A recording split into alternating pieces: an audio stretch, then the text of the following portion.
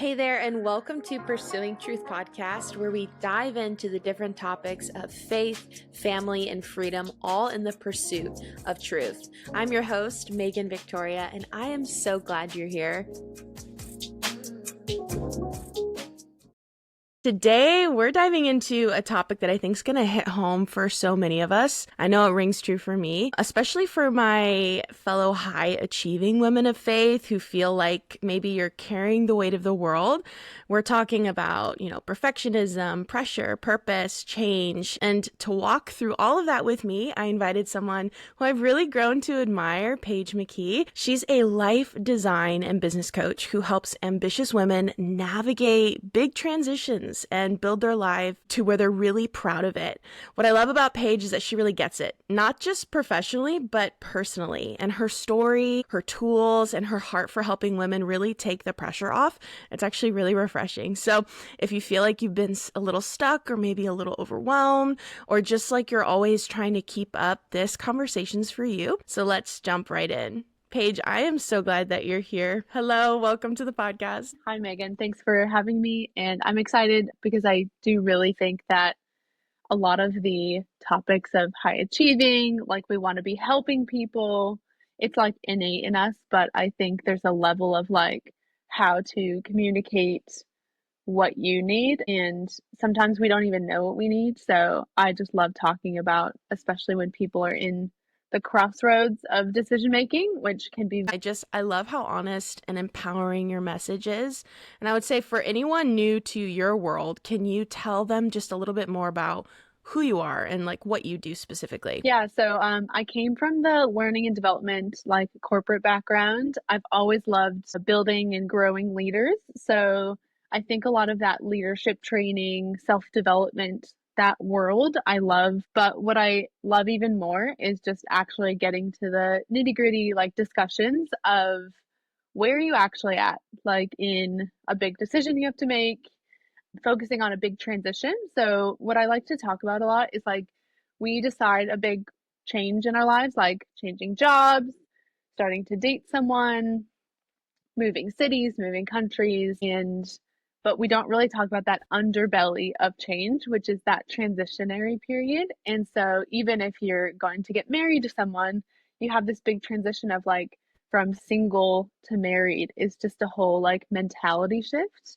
And a lot of that is like unspoken. So this being engaged, for example, is like, wow, there's a lot to do with the wedding stuff, but then you also need to really walk through like what does it actually mean to like build my life with someone new and to like not just make decisions for myself and make decisions for the two of you as a unit. That's like one example. Another one could be transitioning from a individual contributor at your job to a manager. And of course, yes, you get the title, you probably get the salary bump, but when you think about that transition, like you're really not working for you anymore only, you're working for and really serving other people. And so that transition, I mean, some people can, go with that at a breeze because it's like a chosen change. So they were like ready and excited for it. But some people have a hard time. And I really like to work with people who kind of just have a harder time with change or,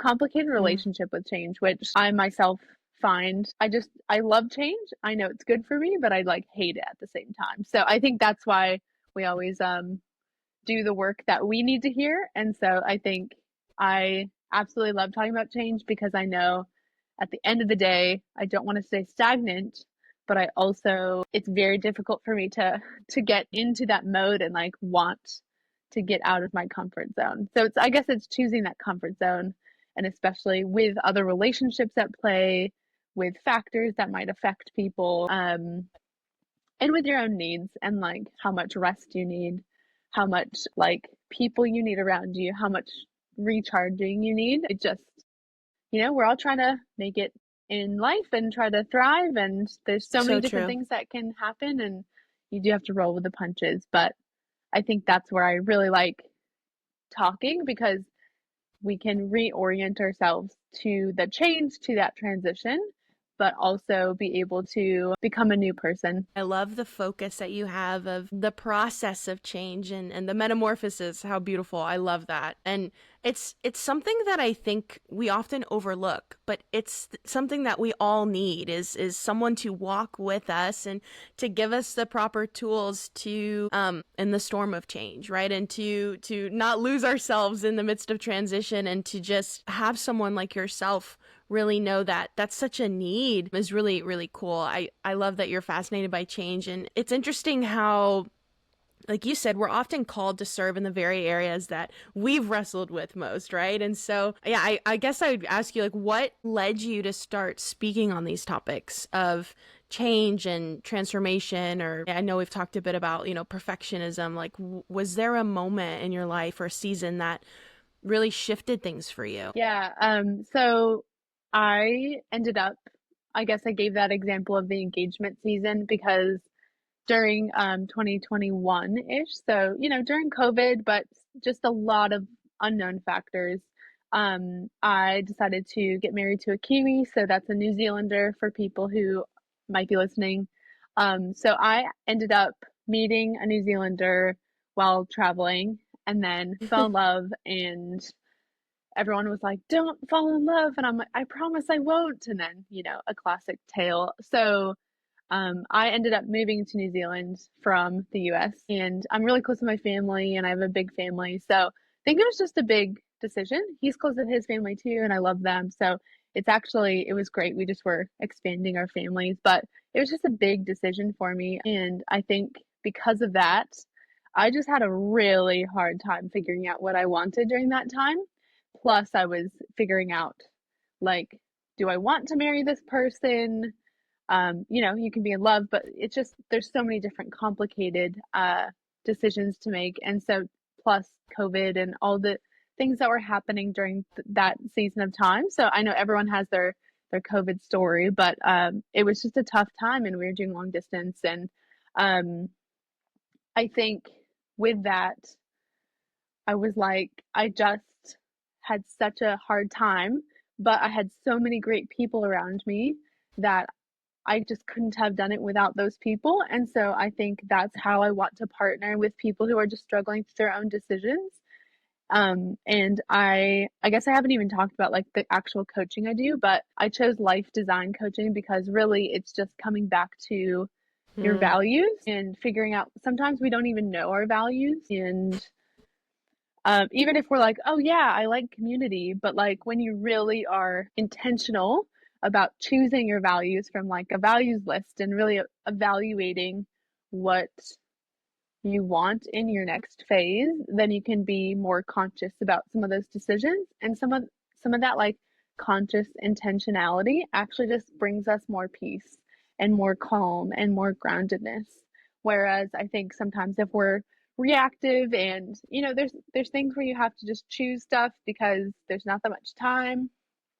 um so yeah, sometimes change can be very slow and drawn out, and then other times you have to be very fast and responsive. So there's a lot of different types of transitions, but I think the way I coach people is a mix between like, okay, I'm not really satisfied in my life right now, but I'm not quite sure what I need to do to kind of get out of this. And sometimes it means making a big change, but sometimes it just means reevaluating your values and then kind of attaching the actual actions you're doing for those values. So I think that's why it's more about designing your life or redesigning your life after a big change or after you're able to figure out who you want to be, because who you were doesn't define you. And I'm even learning that now, like who I was in New Zealand doesn't define who I'm going to be coming back to the US.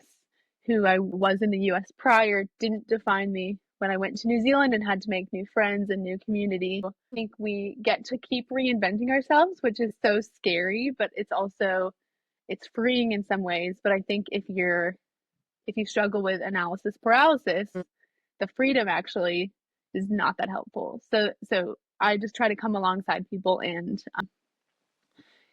help them talk out those options, because sometimes we just have 18 things in our head, but once we say them, it's like, oh, I actually have about five accurate options that are going to be good, and you can mix and match your different options and make like a beautiful life and create more fulfilling relationships and direction for your career and just different. I think it's so helpful and needed. And like you said, we may have these values, but we may not always explore what's underneath them, where that like motivating factor of why that belief is there, why we have that conviction. And like you said, walking along life with somebody is sometimes the key to getting breakthrough, whether it's in transition or change. We just need that outsider's perspective to say, hey, take a look at this, or like, did you consider that? And I think it's so interesting that you've positioned yourself in this place to help people get to where they want to go and to feel safe along the journey. I think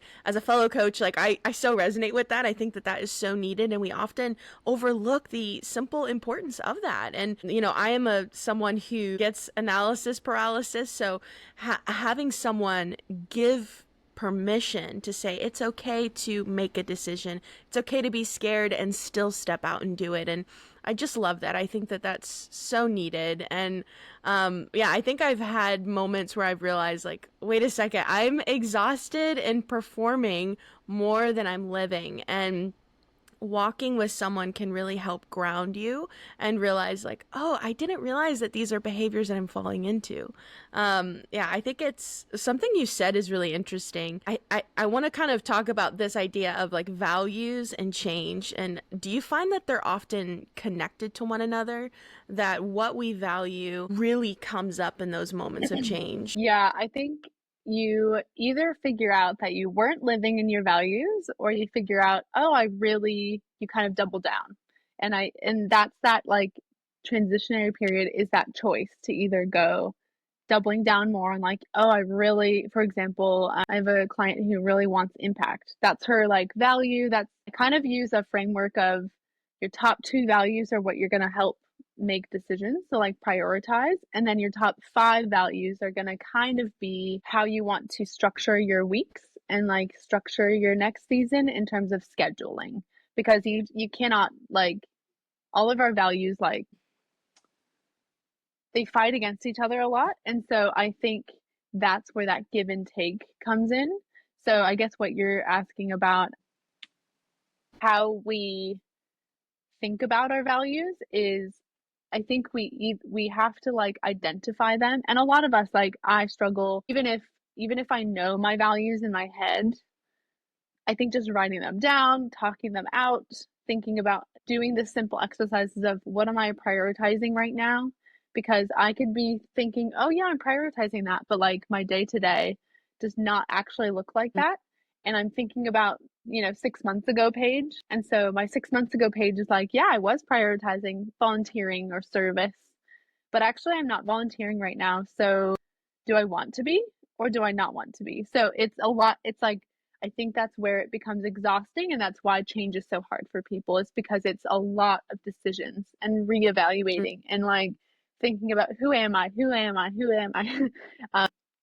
And so that question keeps coming up, like, who am I becoming in these different avenues of life, in this relationship? Who am I becoming in this job? Am I the person that I like becoming, or is this job actually sucking energy out of me? Is my family supporting me at this time? Or, like each relationship you kind of have to evaluate, and like, this friend group might not be helping me at the time, but also this other friend group or this one friend might actually have been the angel that I needed during this season. So I think in terms of choosing your values, I think about it as like are you moving towards that value, or are you moving away from that value? And that really brings the sense of like, there's no right decision. And that's where that perfectionism comes in, because I think once we're like, oh, who am I? Am I volunteering or not? And then it's very black and white. And it's not like, oh, I have to be doing service related things every day of the week. It's like, am I moving towards service? Like, am I helping someone in the grocery store? Okay, that's like a towards move. Like, that's like I'm moving towards that value, even if I'm not committing my hours to volunteering, for example. Or um, thinking about, am I focusing on my career? Like, if career is a big value for you in this season of your life, like, Am I networking more? Well, you don't have to do 18 networking calls to say I'm networking. You could just have one, or you could reach out to three people just by text and say, okay, well, that was a towards move. Like, I have to give myself credit for those small little incremental steps, because that will step into a call, and the call might step into a meetup or whatever. Like, so I think also as women, there's an added layer of like, we're seen to have to do it all. And I think that's where I love to talk to these high achieving women, because I highly connect with high achievers, because I'm like trying to be like, I am a high achiever, but I also want to remember that I don't have to be doing that. Like, I want to be like successful, but I don't have to be successful because of like worth. Does that make sense? So I think specifically to high achieving Christian women, I think there's just this added dynamic of you have to be doing it all and serving and being a good friend and being a, good wife if you have a spouse, and being a good daughter, and like, you have all these different roles. And so when you're in this, like, or a diagnosis happens, so that's like an unchosen change, or you just have, something happens at work, or there's just so many things that you can't choose as well and you can't control. But in those moments, I just try to help remind like my clients, and then also just friends, that like, as long as you're going an inch or an incremental step towards one of your values, it's actually like that is enough. And you will actually see the fruit of that, or you'll see the outcomes of those over time. So even if it might not feel good in the moment, you will become more of who you want to be, just because of those. It reminds me of that scripture, like, don't grow weary in doing good and don't despise small beginnings, because those small moments, even if it's 1% better each day, they really do matter and they add up. And I think it goes back to our values, but also I think I see this a lot in my clients. I don't know, I would love to hear your perspective, but it's often our belief systems about our values. It really impacts how we show up. Like, if our value is, I'm someone who serves really well, or I'm a people person, we may have a certain belief about that role. And so we'll actually show up in perfectionism, like you shared, and we'll show up maybe in a way that burns us out and isn't working and partnering with us. It's working against us. We feel burnt out. We feel like we're failing or like we're not enough because of that belief system about that value. And I could so assume and see how in seasons of change, those belief systems can kind of rear their head up, and it can cause us to fall into things that aren't in alignment with our identity. Everything that you're sharing, I just can't help but hear that there's such a space for identity in this conversation, because at the root of it, it's really, who am I becoming? Who am I? Who does God call me to be? Who do I belong to? And in my roles that I play in all of these relationships, my relationship with God, my spouse, family, friends, coworkers. And so I think it's interesting how it's intrinsically rooted in identity, the work that you do. And I think that that's so beautiful. It's, as much as it is practical, it's very like heart based, like belief based, and I think that that's really beautiful. Yeah, do you see that there's that connection as well, like of belief systems, how a lot of your clients will fall into like perfectionism per se, because they believe they have to do this or be this kind of way in their job, in their marriage, in their whatever role that they have? Yeah, I think it really comes down to, I think you make a great point about like, it's a layer upon a layer of like, I need to be this way, but like, I believe I need to be this way, which then puts you at like, I have to do these things for other people or for myself, or, whatever it may be. And I think when let's say we come up against like a difference, or, a different culture, for example, like me moving to New Zealand from the US, like the cultures, both English speaking, but very, very different cultures. And so I had to, that was a huge change for me, even though I had lived there before, and, moving permanently is just a lot different. And so when I, going to the grocery store and just doing all the, normal living things, you see all these different tiny cultural differences. And those are big changes, because I'm trying to assimilate and acclimate to that to that culture. But I had to think, oh, this is a difference.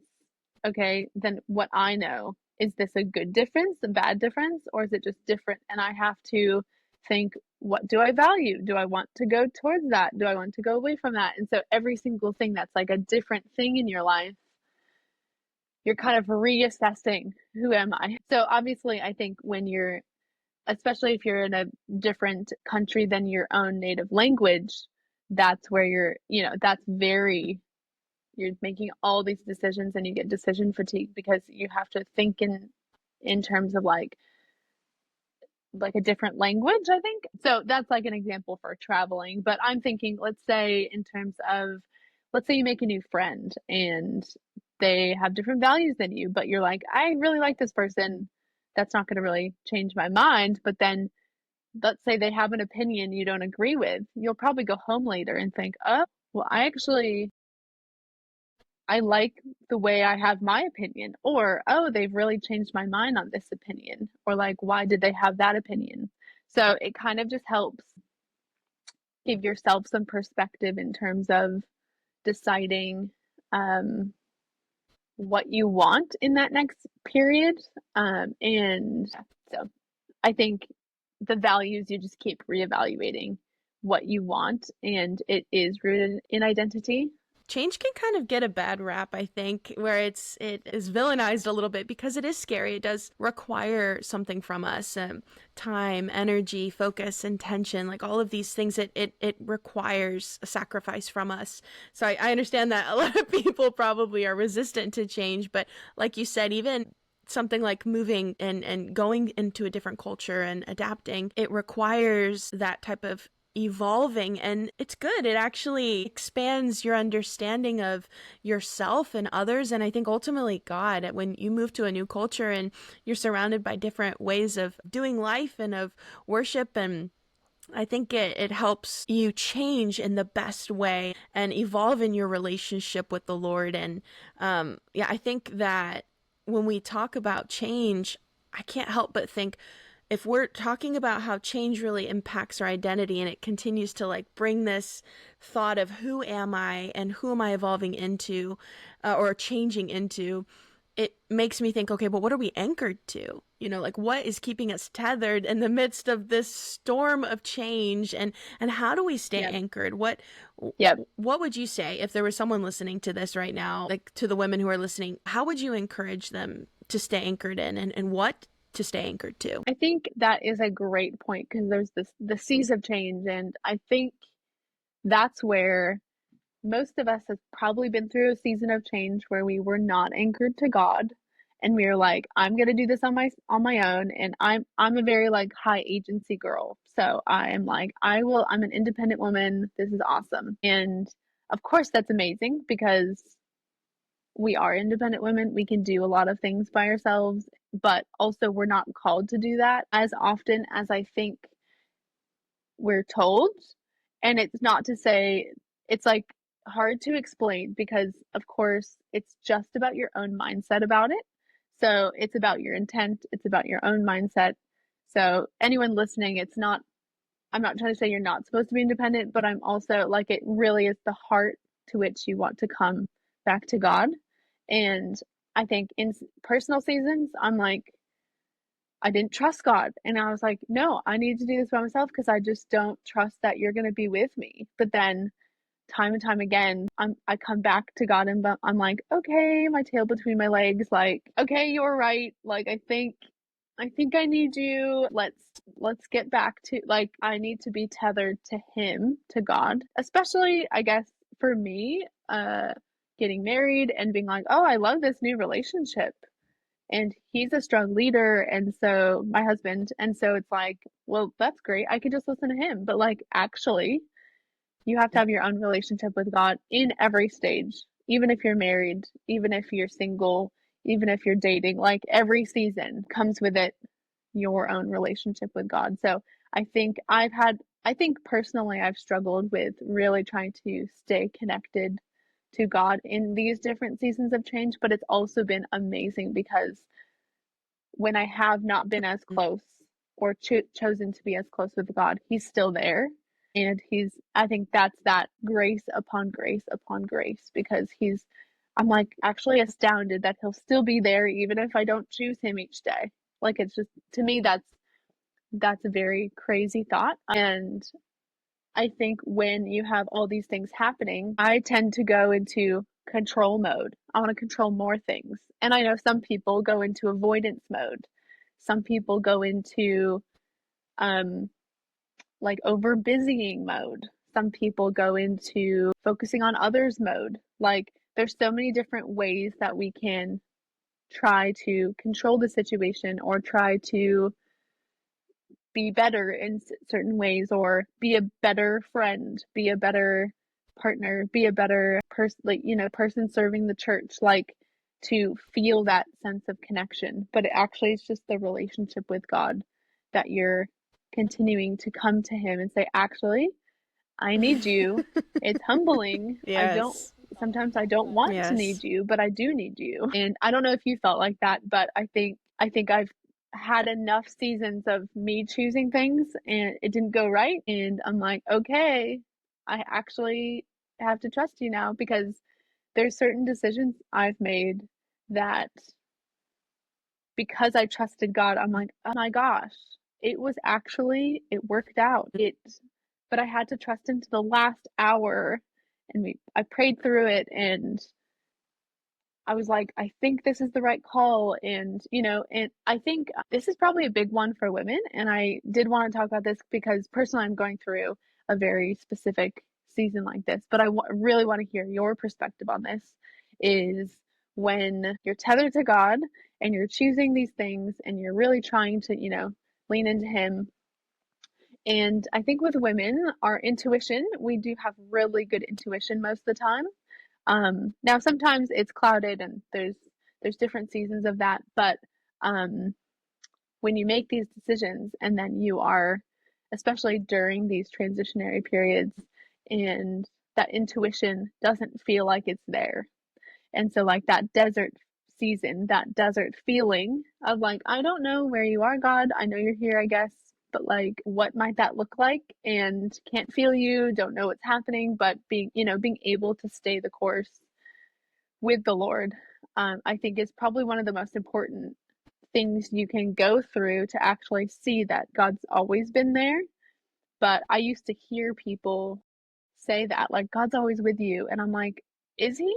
Because I don't know. So I think actually living it out is the difference between being like, yeah, actually, God is always with you. And so, anyone who's listening, like, if you are in a desert season, the change feels crazy, there's so many things happening, there's so many decisions to make. I think just remembering, like, it is actually okay to not feel certain things when and when people, if you go to church and being like, God is always here, He's amazing, God is good. I think I like to talk to the people who are like, because I just have such a logical brain, but I also love the Lord. And so I'm like, but He's actually not with me right now, but also I know that He is. So it's very, I think there's a whole theological discussion we could have on that, but I think for the people who are in that desert season, it's like the best thing for you to do is actually to just trust that He actually will be there, and you living out this season is actually going to help you in your long-term future be able to actually see that God was with you the whole time, but in different ways. And the only way to do that is to live it, which is unfortunate sometimes because you just want to know some answers. So, I guess my question for you is, like, how have you been seeing, I guess, the intuition piece or the desert season piece, or like, what has that looked like for you as you've walked? Because I've loved all your other podcast episodes, and I'm sure you could speak to some of that. And thank you for that. I love this topic because change isn't always external. What if the change is internal? What if the change is I feel distant from God? That's the shift. That's the thing that feels different, is I'm not hearing from the Lord. I don't feel the Holy Spirit. I feel disconnected from God or from myself. What if your internal world is completely disoriented? And like, that's why I do the work that I do, is because what if you do have faith and you trust God, but that change is still apparent. That desert season is very real and you can't escape it, and you just have to go right through it. And it's the absolute testing of your faith. It's proving out that very thing of identity of, God, who do you say that I am? But when the rubber meets the road, when I don't feel you, when I don't hear you, when I don't see you, what do I actually believe about you, God? Who do I actually think you are? Are you the God that is the same yesterday, today, and forever? Are you the author of time? Are you the beginning and the end? Are you the God that goes before me? Or are you a God that, I believe turns on me and is mad at me, or is, a whole host of other things? And I think in that season of walking through the desert, which for the record, I've walked through so many cycles. God has purposely put me in seasons of the wilderness, the desert, the isolation, for this very reason, to prove out who I know him to be in my life. And it's in those seasons where I don't despise the isolation or the hiddenness, but I see it as a blessing, because he removes everything but him. And I used to think, God, are you mad at me? Like, did I do something wrong that you have to purposely put me in this dry season where I feel alone and scared and I'm anxious and depressed? Those are all real things. And I know what your word says, but I'm struggling to experience it in my heart.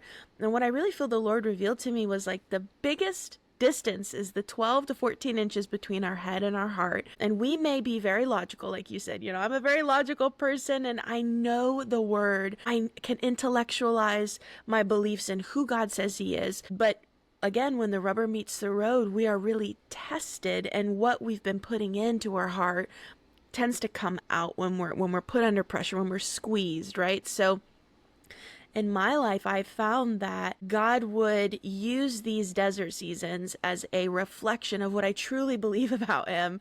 And they were really ugly. And the Lord challenged me once to just write down a list of, Megan, what do you think of me? Who do you say that I am, Megan? Not the word, not church culture, not what you've learned on Sunday, but what do you think about me and believe in this season right now? Write a list. And I wrote pages and pages and pages of false beliefs about God. And they were intertwined with my feelings of pain. They were intertwined with, my expectations of who I thought God wanted me to be. And through just removing them from my brain and onto the page really helped create this space where God could minister to me. And he showed me, like, look at this paper, and this is not my heart for you. And in that space, God really began to minister to me that feelings are real, but they're not always true. And I'm not a logical person. I'm very emotionally driven. And so those desert seasons really feel like a punishment, and I feel everything. And so when I am feeling alone or feeling betrayed or rejected by God, whatever that may be, in those seasons, God ministered to me in a way I wasn't expecting. And so I missed it in the beginning. And I think a lot of us do, where we expect God to show up or to speak to us or to feel his presence in a certain way. And when he doesn't, we tend to miss it because we're not actually tuning to him. We're tuning to our expectation of how we want him to show up. And so I see it as nothing but a blessing, and actually God's favor and God's love So true. as a father to put us in those seasons, because he loves us enough to not let us stay the same. And so that's why change is actually a blessing, is because God's like, I love you enough that I can't let you stay the same. So maybe I'm going to let this season of pain and isolation to be permissible. I'm going to allow it for your betterment, because as any parent knows, I'm not a parent, but any good parent loves to correct their child and to allow maybe a moment of pain for a lifetime of blessing. And so I've learned to really see these seasons of isolation as, wow, God, you love me. You're fathering me in this season. You so see me, and this is for a reason. And if I know that God works all things together for my good, I know that this is for my good too. And is it easy? Heck no. And are you going to go to church and people will probably tell you, oh, just have more faith? And, the thing is, I chose to start coaching in the way that I am now because of the pain that I faced and walking it alone and realizing, man, this would be so much easier of a journey if I just had someone to give me permission to be messy in this process. Give me permission to not be the perfect Christian woman, but to struggle and wrestle with my faith and let that be okay. Wrestle with my faith and questions and let that be okay. Because guess what? When we are fully authentic, the raw, the ugly, the messy, the wrestle, the struggle, that invites space for God to come in. And I can't help but believe that God is so delighted when we have the courage to be that vulnerable and authentic with him. And I think that there's this distance that is created when we feel this belief system that we have to show up in our relationship with him all put together and all perfect and pretty, and that belief that says if I just clean myself up good enough, then God will receive me, then he'll hear my prayer. And those were things I came up against in my own walk in those seasons of the wilderness. And so God really showed me, come to me as you are. Like, I already accept you in the messy and in your wrestling and your questioning, and to silence the voices that say just have more faith or pray it out, those cliches that really can do more harm than good, and just tune my ears to him. And he became my anchor, and his truth became very tangible to me because all the other noise was gone. And like those seasons of the wilderness, it's mostly just you and the Lord, and he designs them that way so that we can allow truth to be the loudest thing and create the most impact in our heart. So yeah, I think also that's why I made this podcast, is because it's like we have to be on that journey of, as we're growing and always evolving, we need to continue to pursue truth, because that's really what keeps us anchored. I really love what you were saying about just trying to not look at the things that we think and how God is going to speak to us in this season is probably going to be different. And that is like the biggest blessing and the biggest, like, what the heck as well. So, because I think God has blessed everyone to hear him differently and speak to him differently in the way that they need. And so obviously it also changes between yourself, but also changes between other people. And I think one way is there's just no right way to do it. And I think that's where some of that perfectionism can come in, because you're like, oh, he has to speak to me just in, me reading my Bible in the morning, but he can speak to anyone in any way, like literally any way. So I think and you have to be open in each new change or like season in your life to be like, is this going to be different, or is this going to be like I am used to, or how am I growing in this way? And so being open to like a new way, which is also uncomfortable and horrible, and like, oh, I just want it to be the old familiar way. But I think at the same time, you expand, like we were talking about before, you just keep expanding your capacity, your love, your ability to hear him, ability to talk to him. And I think I got really good advice, like you'll go through these spirals, like a slinky almost, but like you'll go 2 steps ahead and then 1 step back, 2 steps ahead, 1 step back. And because it's a spiral, you feel like you're coming back to your same problems, but you actually are like moving forward, but it feels slow. It feels like your same problems keep coming up, you know, the same things that you're like, I thought I was fine with this 3 years ago. Like, why am I experiencing it again? But like, actually, you've grown, and actually, you are way more capable of handling that problem. It's just an added layer of something else. So even if you keep coming back to these same exact things, it's actually okay, because you are able to move forward, even if it feels slow, relentless, tiring. And that's why people around you is great, because like close people, even if you can find one close person. I try not to be like, get your whole friend group, because not everyone has like a nice friend group or someone in the area, local person. But long distance friends are amazing too. But the reason they're amazing is because they have seen you probably through your 3 years ago self. And they're like, actually, I don't think you're struggling with that anymore. I think it's just this. And so they can just give you that quick comment that puts you back in your place almost. And you're like, oh, okay, great. Yeah, I have grown a lot. And you can do that for other people. And so I think that's the joy and the blessing of long-term friendship, is that they've seen you in each of these places and they're like, actually, no, you're good. Like, I think we just need to talk it out, but you have a lot more capacity. You've grown in this area. So I think that's why people are like, get around people, get into a life group. And, every single person is going to be different in how they need that community during that time.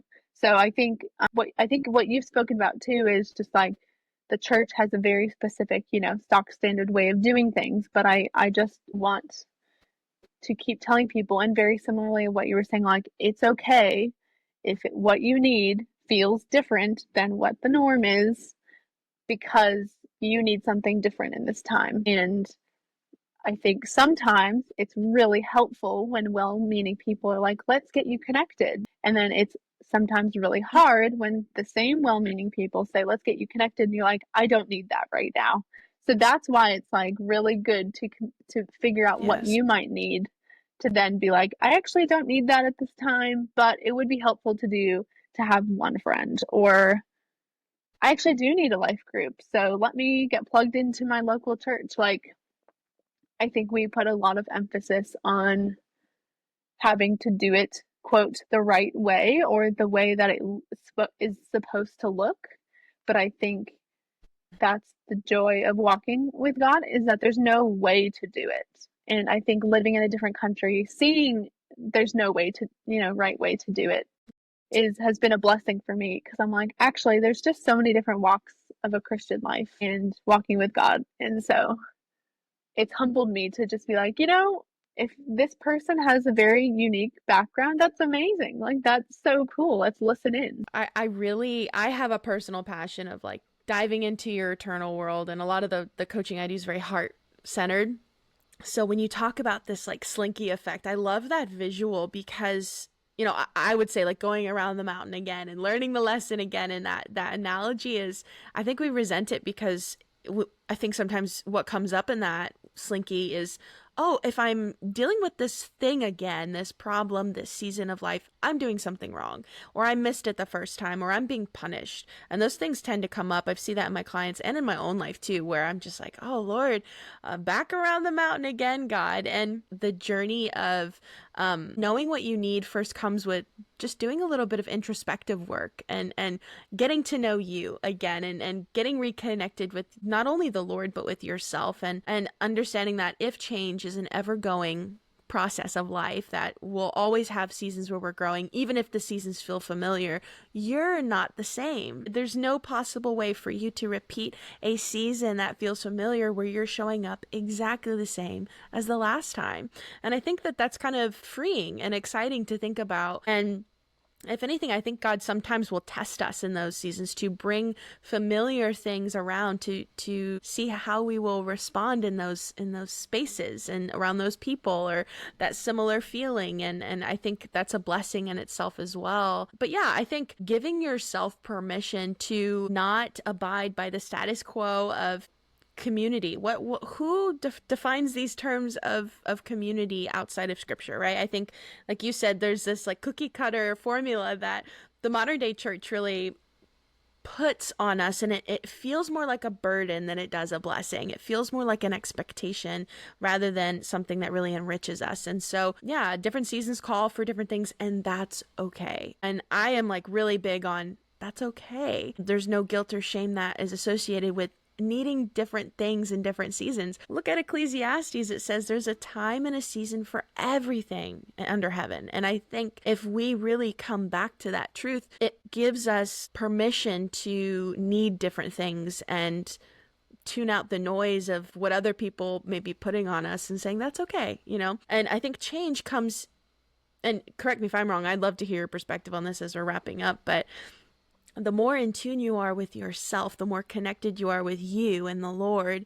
change doesn't feel so scary when you're on the process, when you are like exercising this certain muscle of change and identity, right? Do you have you seen in your own life or the lives of your clients that change doesn't feel like this big wave anymore of fear or anxiety, that the more anchored you are, maybe the lesser change becomes like a big scary monster, you know? Yeah, that's a great point. I think in terms of you're always gonna have some fears, some anxieties, some like lower moments. So there's natural times for that. I think the biggest thing is there's no shame if you aren't feeling like you're with God and it's just a big scary season of change, because that might just be what it is. But I do think that the longer you live and the longer you kind of go through these slinky seasons of like, oh, I've been there like 4 times by now. Okay, so I kind of know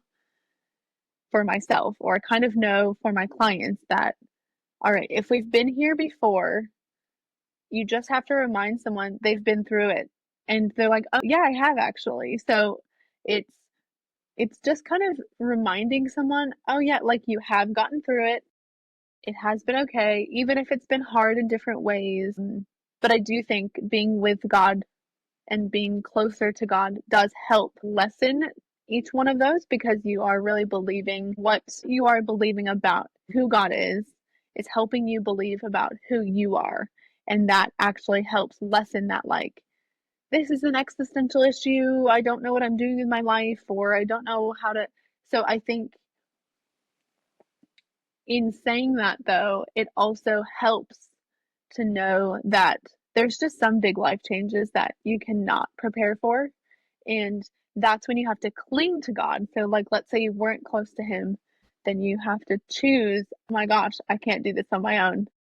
All right, we're going on the wild ride. And actually, that's probably one of the best decisions you can make, is being like, I cannot control this Mm, situation so much, and it's so scary that that's where, like, you know, when Jesus sleeps on the boat and he's like sleeping in the storm, and you're like, wait, that's like not what you should be doing. But I think when walking with God, sometimes we can experience that and say, oh, we can actually just be at peace, because I know it's going to be fine, even though, like, you get a diagnosis or you get a call, or there's these huge things that can happen, and you just have to be like, wow, all right, I think I feel the peace of God. I think I'm fine right now. This is weird. Like, quote, shouldn't be feeling these things. But if you are trusting God in that, sometimes you just feel like there's no other option but yeah. God, and that's the best thing to feel. Now, you can't always choose your feelings, but I think I've been there a few times, and so it's like this amazing feeling when people are like, "Oh my gosh, you why aren't you feeling crazy right now?" or whatever, and then they're like, you know, you have to introspect and say, actually, I don't know why. I think it's just because I actually trust God. And I think the big thing, I guess, as we're wrapping up, is you keep bringing up the, like, the permission to feel, or the permission to feel like, oh, it's okay where I'm at. And I think that perfectionism, I think that the high achieving, I think the analysis paralysis, I think us putting so much pressure on ourselves comes from not giving ourselves permission and being like, I have to do everything a certain way for a certain person for a certain reason.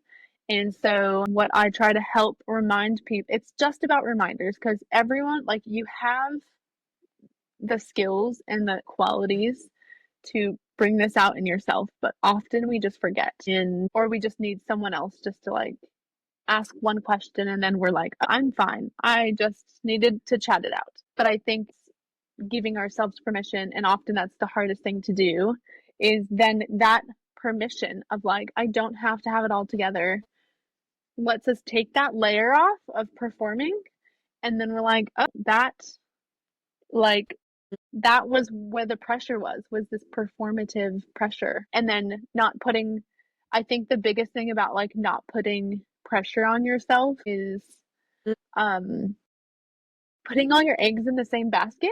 Now, I don't know if that feels like it makes sense, but being like, I have to be the best at my career.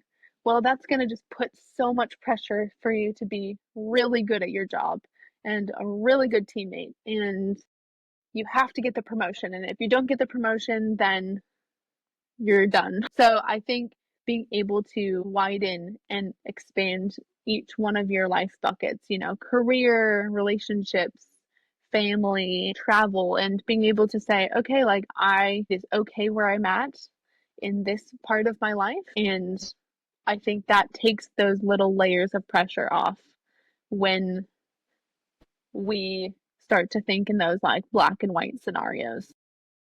I'm so grateful for this conversation, Paige. Like, I think it's been so life giving. And I just know that so many women are going to want to connect with Me you too. after this. So, where Yeah. can they find you and dive deeper into all of your work? Yeah, so I am on Instagram. So Paigekins, PaigeyKinzz.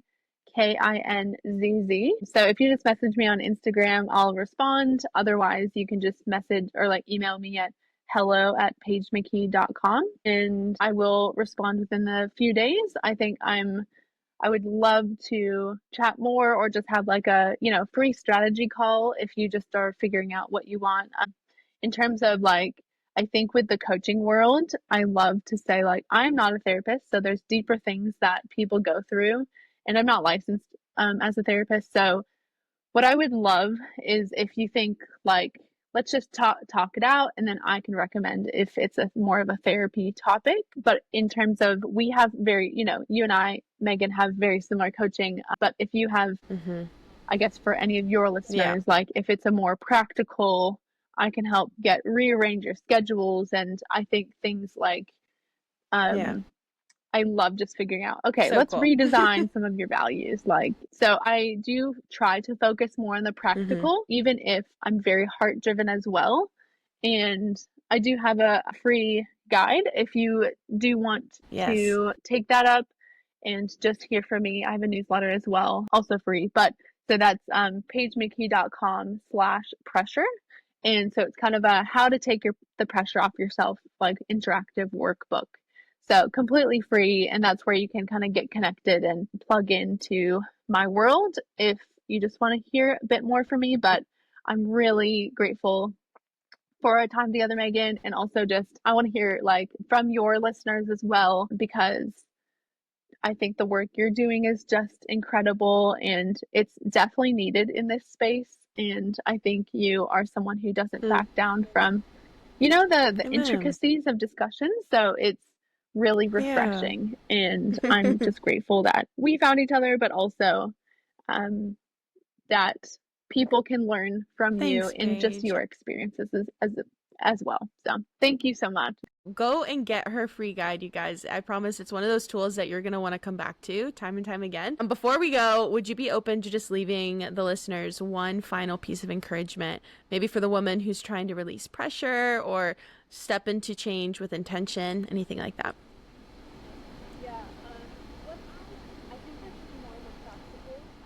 Yeah, what I think this is more of a practical. I'm very when you get into like the very specifics of your story, then I really like to go into depth of like what you exactly need. But I think if we're thinking about some of the pressure you can take off yourself, what I have found that works with almost every one of my clients is thinking about if you have 85 things in your head, right? And you're like, I have to do them all this week, and it's just stressful and whatnot. And I have to be making dinner for my family if I have Mm. kids, or, you know, there's just so many different things that us as women feel like we have to do. So if there's like, let's say, a passion project of yours or a DIY thing, or you want to go do some arts and crafts, or you want to go to a pottery class, or something that you're doing for yourself. What I like to try to remind people is like self care does not mean that it's just like an eye mask at night and you have 20 minutes to yourself. Sometimes it definitely means that. Sometimes it actually means scheduling time for yourself, even if it's 3 months in the future. So if you, I think it's just scheduling something in the future to then when you get to it, then you can be like, I am doing this for myself. I think that has been the biggest practical thing I can give people to not put so much pressure on. I really wanted to go to that pottery class, and you keep reminding yourself each week, and then you get really upset at yourself because you're not going, and instead just planning it for a month in advance, or even if it's next, at the end of the summer, and saying, I actually just want to do this. Putting it in your calendar is going to make you feel more at peace, feel more grounded, and just remind yourself, like, I actually have scheduled that time in. I don't have to worry about it now. So for all the anxious and like high achieving women that I coach, I just try to remind them, like, even if it's not right now, if you put it in your schedule for the future, it will calm you and it will take all that clutter and noise in your mind, and like you have sorted it out, quote unquote. You just have done it for your future self.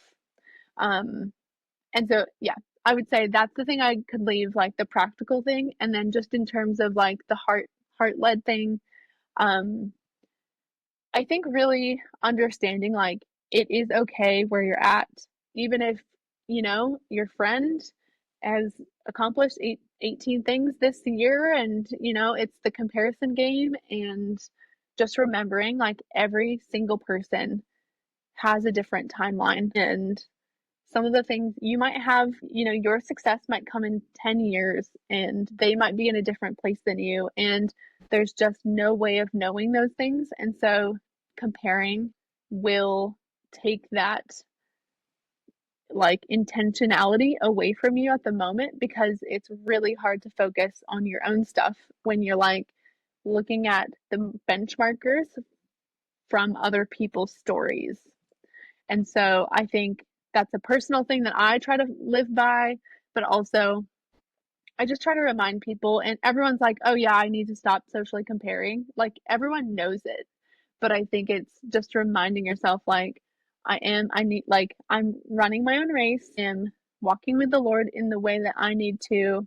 And just being able to, like, almost self regulate and tell yourself, okay, like, I'm actually good, and in the places that I'm not good, I'm working on it, and I think that taking those layers of like I have to do it right will ultimately help that pressure off, help you stop like having to worry about all the things you have to do this week, and being able to kind of set aside those plans for Yeah. the future you, so that you will get to them. It's just a matter of prioritization. So hopefully that's a good thing to leave on. There's definitely so much more, but I just really appreciate our time together. Thank you again, Paige, for being here and just sharing your heart. And if this episode blessed you, make sure to share it with a friend who may need to hear it. Don't forget to subscribe or leave a review, and follow along for more weekly encouragement on faith, identity, and healing. And until next time, keep showing up and always keep pursuing truth.